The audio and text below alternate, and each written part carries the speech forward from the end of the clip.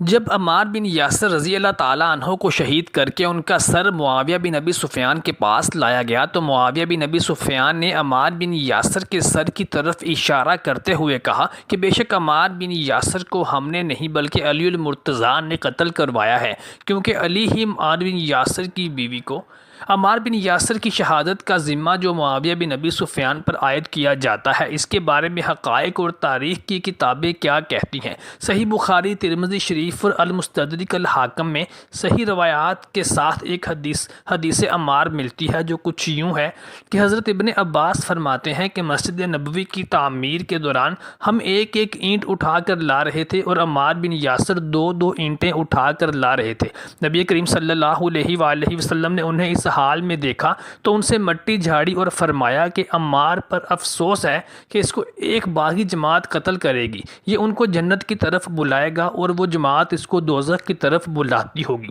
حضرت ابو سعید نے کہا کہ حضرت عمار بن یاسر رضی اللہ تعالیٰ عنہ اکثر کہتے تھے کہ میں فتنوں سے اللہ تعالیٰ کی پناہ میں آتا ہوں۔ خلیفہ سوم حضرت عثمان غنی رضی اللہ تعالیٰ عنہ کی شہادت کے بعد جب خلافت کا بار گراں حضرت علی کے سر ڈالا گیا تو حضرت علی کو سیدنا عمار بن یاسر سے خاص انس و خلوص تھا، اسی لحاظ سے تمام مہمات امور میں وہ ان کے دست و بازو ثابت ہوتے تھے اور خلافت کے تقریباً سبھی اہم اور نازک معاملات میں حضرت علی ان سے صلاح مشورہ لیا کرتے تھے۔ حضرت عائشہ، حضرت زبیر اور طلحہ رضی اللہ عنہ اجمعین وغیرہ نے جب شہید خلیفہ سوم کے قصاص کا مطالبہ کر کے جنگی تیاریوں کے لیے بصرہ کا رخ کیا تو خلیفہ چہارم کے حکم سے سیدنا عمار بن یاسر رضی اللہ تعالی عنہ امام حسن علیہ السلام کے ساتھ کوفہ کی طرف روانہ ہوئے تاکہ اہل کوفہ کو خلافت کے تحفظ اور حمایت پر آمادہ کریں۔ حضرت عمار بن یاسر رضی اللہ تعالیٰ عنہ کوفہ پہنچے تو حضرت ابو موسیٰ اشعری جامعہ مسجد میں ایک مجمع کے سامنے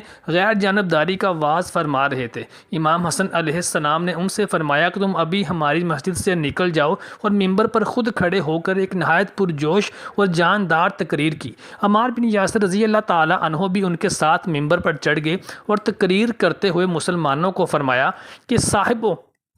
بے شک میں جانتا ہوں کہ ام المومنین حضرت عائشہ صدیقہ رضی اللہ تعالی عنہا دنیا اور آخرت میں حضرت سرور کائنات صلی اللہ علیہ وآلہ وسلم کی حرم محترم ہے، لیکن اس وقت خدا تمہاری آزمائش کر رہا ہے کہ تم اس کی فرما برداری کرتے ہو یا عائشہ رضی اللہ تعالی عنہ کا ساتھ دیتے ہو۔ حجر بن عدی نے حضرت عمار بن یاسر کی تائید کی اور دوسرے روز صبح کے وقت تقریباً 9,500 جانباز سپاہیوں کی ایک فوج گراں حضرت عمار رضی اللہ تعالیٰ عنہ کے ساتھ ہو گئی۔ ماہ جمادی الاخری 36 ہجری میں دونوں طرف کی فوجیں مقام ذی وقار میں مجتمع ہوئیں۔ زبیر بن عوام کو جب معلوم ہوا کہ حضرت عمار بن یاسر بھی حضرت علی بن ابی طالب کے ساتھ ہیں تو انہیں نظر آنے لگا کہ وہ غلطی پر ہے، کیونکہ رسول اکرم صلی اللہ علیہ وآلہ وسلم نے فرمایا تھا کہ حق عمار بن یاسر رضی اللہ تعالیٰ عنہ کے ساتھ ہے اور باغی گروہ ان کو قتل کرے گا۔ ان کے ساتھ ہی حضرت علی بن ابی طالب رضی اللہ تعالی عنہ نے ایک ایسی بات یاد دلائی کہ وہ اسی وقت اس خانہ جنگی سے کنارہ کش ہو گئے، اور بھی بہت سے افراد معاویہ بن ابی سفیان کی طرف سے حضرت علی رضی اللہ تعالی عنہ کے لشکر میں جمع ہو گئے، کیونکہ انہوں نے حضرت عمار بن یاسر رضی اللہ تعالی عنہ کے متعلق وہ حدیث عمار سن رکھی تھی۔ خیر، معاویہ بن ابی سفیان اور حضرت علی رضی اللہ تعالی عنہ کے درمیان جب کوئی معاملات طے نہ ہو سکے تو بالآخر جنگ شروع ہوئی۔ عمار بن یاسر رضی اللہ تعالی عنہ میسرہ پر متعین تھے، چونکہ انہیں یقین تھا کہ وہ حق کا ساتھ دے رہے ہیں، اس لیے وہ غیر معمولی جوش اور خروش سے لڑے، یہاں تک کہ حامیان خلافت علی رضی اللہ تعالی عنہ کی فتح پر اس افسوسناک جنگ کا خاتمہ ہوا۔ علی بن ابی طالب رضی اللہ تعالی عنہ کی خالص مذہبی سلطنت کو زمانہ برداشت نہ کر سکا۔ آپ کے خلاف بنی امیہ اور بہت سے وہ لوگ کھڑے ہو گئے جنہیں آپ کی مذہبی حکومت میں اپنے اقتدار اور اپنے اختیارات کے زائل ہونے کا خطرہ تھا۔ آپ نے ان سب سے مقابلہ کرنا اپنا فرض عین سمجھا، جس کا نتیجہ جمل، صفین اور نہروان کی خون ریز لڑائیوں اور جنگوں کی صورت میں برآمد ہوا۔ صفین جولائی 657 عیسوی میں مسلمانوں کے خلیفہ علی بن ابی طالب رضی اللہ تعالی عنہ اور شام کے باغی گورنر معاویہ بن ابی سفیان کے درمیان میں ہوئی۔ یہ جنگ دریائے فرات کے کنارے اس علاقے میں ہوئی جو کہ اب اس وقت ملک شام میں شامل ہے۔ اس جنگ میں شامی افواج کے 45,000 کم و بیش اور خلیفہ کی افواج کے کم و بیش 25,000 افراد مارے گئے، جن میں سے بیشتر اصحاب رسول صلی اللہ علیہ وآلہ وسلم تھے۔ اس جنگ کی پیش گوئی نبی صلی اللہ علیہ وآلہ وسلم نے فرما دی تھی۔ حضرت عمار بن یاسر رضی اللہ تعالیٰ عنہ مثل حیدر گرجتے ہوئے جس طرف گھس جاتے صفیں کی صفیں درہم برہم کر دیتے تھے۔ ایک دفعہ دوران جنگ حضرت معاویہ بن ابی سفیان کے علم بردار حضرت عمر بن عاص رضی اللہ تعالیٰ عنہ پر نظر پڑی تو حضرت عباس رضی اللہ تعالیٰ عنہ کو دیکھ کر اس علم بردار نے 3 دفعہ رسول خدا صلی اللہ علیہ وآلہ وسلم کی معیت میں لڑ چکا ہوں، اب یہ 4تھی مرتبہ ہے۔ خدا کی قسم اگر وہ ہم کو شکست دیتے ہوئے مقام ہجر تک بھی پسپا کر دیں،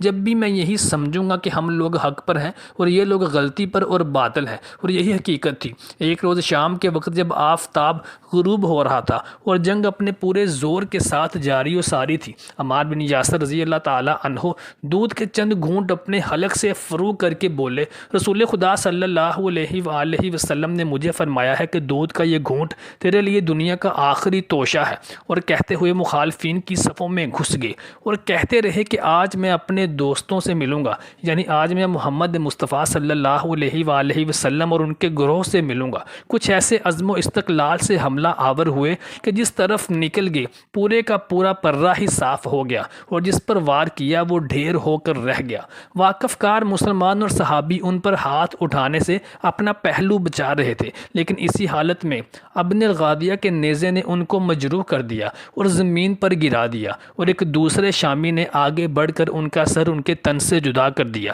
یہ دونوں قاتل جھگڑتے ہوئے معاویہ بن ابی سفیان کے دربار میں پہنچے، کیونکہ ان میں سے ہر ایک کا یہ کارنامہ اپنی طرف منسوب کرنے کا مقصود تھا۔ عمر بن عاص حاضر دربار تھے۔ انہوں نے کہا، خدا کی قسم یہ دونوں تو جہنم کے لیے لڑ جگڑ رہے ہیں۔ معاویہ بن ابی سفیان نے سخت برہم ہوتے ہوئے کہا، عمر تمہاری یہ کیا حالت ہے؟ جو لوگ ہمارے لیے اپنی جانیں قربان کرنے سے بھی دریغ نہیں کر رہے تم ان کو ایسا کہتے ہو؟ بلکہ صحیح مسلم کی ایک حدیث میں یہ الفاظ بھی ہیں کہ معاویہ بن ابی سفیان نے کہا، اے عمر تجھے کیا خبر، تجھے کیا ہوا ہے؟ تو اس اونٹ کی طرح ہے جو اپنے ہی پیشاب پر پھسل کر گرتا ہے۔ یعنی اگر تو جانتا بھی ہے کہ یہ حدیث موجود ہے اور ہم لوگ حق پر نہیں ہیں باطل ہیں، تو پھر بھی اپنے سپاہیوں کو یہ بتا بتا کر ان کے حوصلے کیوں پست کرتا ہے؟ تو عمر بن عاص بولے، خدا کی قسم ایسا ہی ہے، یہ سچ ہے، کاش میں آج سے 20 برس پہلے ہی مر گیا ہوتا۔ حضرت عمر بن عاص رضی اللہ تعالیٰ عنہ کو حضرت عمار بن یاسر رضی اللہ تعالیٰ عنہ کی شہادت سے سخت پریشانی لاحق ہوئی اور اس جنگ سے کنارہ کش ہونے کا سوچنے لگے، لیکن معاویہ بن ابی سفیان نے یہ کہہ کر ان کو تسلی دے دی کہ عمار کے قاتل ہم نہیں بلکہ وہ جماعت ہے جو ان کو میدان میں ہمارے لیے لے کے آئی، نہ کہ ہم نے عمار کو قتل کیا بلکہ علی نے عمار کو قتل کیا کہ وہ نہ اس کو جنگ میں لے کر آتا اور نہ عمار ہمارے ہاتھوں قتل ہوتا۔ جب یہ بات حضرت علی رضی اللہ تعالیٰ عنہ تک پہنچی تو حضرت علی رضی اللہ تعالیٰ عنہ نے ارشاد فرمایا کہ معاویہ پر افسوس ہے، کیا وہ یہ کہنا چاہتا ہے کہ حضرت محمد صلی اللہ علیہ وآلہ وسلم نے اپنے چچا حمزہ کو قتل کروایا کیونکہ وہی ان کو جنگ کے لیے میدان میں لے کر آئے تھے۔ عمار بن یاسر رضی اللہ تعالیٰ عنہ کی شہادت سے در حقیقت حق اور ناحق کا اور باطل کا فیصلہ ہو گیا۔ حضرت خزیمہ بنت ثابت رضی اللہ تعالیٰ عنہ جنگ جمل اور معرکہ صفین میں شریک تھے، لیکن اس وقت تک کسی طرف سے اپنی تلوار بے انعام نہیں کی تھی۔ عمار بن یاسر رضی اللہ تعالیٰ عنہ کی شہادت نے ثابت کر دیا تھا کہ انہیں حیدر کرار کا ساتھ دینا چاہیے، چنانچہ اس کے بعد وہ بھی تلوار کھینچ کر شامی فوج پر ہی ٹوٹ پڑے اور شدید کشت و خون کے بعد شہادت حاصل کی۔ آپ کی شہادت جنگ صفین میں ہوئی، جس میں حضرت علی رضی اللہ تعالیٰ عنہ کی طرف سے آپ شریک تھے۔ محترم ساتھیو، اللہ تعالیٰ سے دعا ہے کہ اللہ تعالیٰ ہمیں سچا اور پکا محب اہل بیت بنا دے اور نبی صلی اللہ علیہ وآلہ وسلم کی سنتوں پر عمل کرنے والا بنائے۔